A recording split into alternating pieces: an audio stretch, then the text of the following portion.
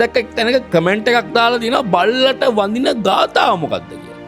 මං ගියා ඒ මහත්තයාගේ ප්‍රොෆයිල් එකට. ගියාට පස්සේ මේක කියන්නේ බලංගොඩ කාශ්‍යපට ලෝකයට සාමය ප්‍රාර්ථනා කරමින් බෞද්ධ ධර්මය ප්‍රචලිත කරමින් ඒ වගේම සාමය අති වැදගත්කම සහ සංහිඳියාව ප්‍රේමය කරුණාව මෛත්‍රිය මේ ආකාරයෙන් මිනිස්සෙකුට අවශ්‍ය මානවවාදී ගති බෞද්ධ ධර්මය තුළ තියෙනවා කියලා ප්‍රචලිත කරමින් ධර්ම ප්‍රචාරය කරමින් වික්ෂුන් වහන්සේලා කණ්ඩායමක් සමගින් සුනකෙක් පාගමනකදී ලෝක පාගමනක්. ඉතින් ඇත්තටම ලංකාවට ඇවිල්ලා තියෙනවා. ඉතින් ඒ පාගමන දැන් ආරම්භ වෙලාද මම දැක්ක එක්තැනක කමෙන්ට් එකක් දාලා දිනවා බල්ලට වඳින ගාථාව මොකක්ද කියලා.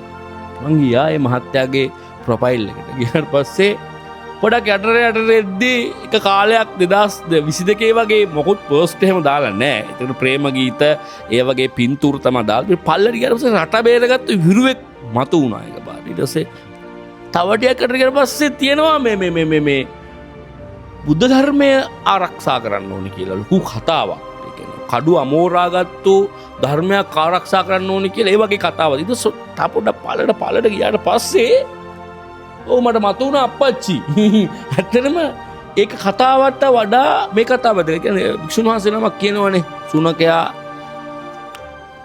මම කියන්නේ සුනකයා තරම්වත් වටින්නේ නැහැ. ඒ වික්ෂුන් වහන්සේ කියන්නේ වෛරය මතු කරන ද්වේෂය මතු කරන මිනිස්සු අතර ගැටුම් හදන ආගම තමයි කියලා තද කළා අල්ලගන්න එහෙම නෙමෙයි. ඒක දේශපාලන ඒ කියන්නේ මම විශ්වාස කරන්නේ මේක සම්පූර්ණයෙන්ම ප්‍රොජෙක්ට් එකක්. මේ ප්‍රොජෙක්ට් එක ඇතුළේ තමයි මේගොල්ලෝ මේ වැඩ කරන්නේ. ඇත්තටම ඒක ධර්මය නෙමෙයි මේගොල්ලෝ මේ ව්‍යාපාරිකයෝ. මේක කියන්නේ බලංගොඩ කාශ්‍යපට ඔයා පව් ඔයාට තියෙන්නේ මේ වෙලාවේ කරන්න එකම දේ තමයි ඔයාට දැන් මේ වෙලාවේ අර සුනකයට තියෙන වටිනාකමත් ලංකාව ඇතුළේ නැහැ. ඇත්තටම පව්. ඕක ගලවන්න. ඕක ගලවලා නාමල් රාජපක්ෂ කැම්පේනට හරි ප්‍රේමදාස කැම්පේනට ජොයින්ලා කීයක් හරි හොයාගන්න.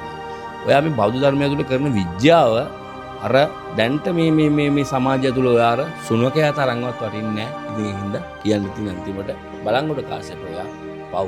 සාදු සාදු සාදු.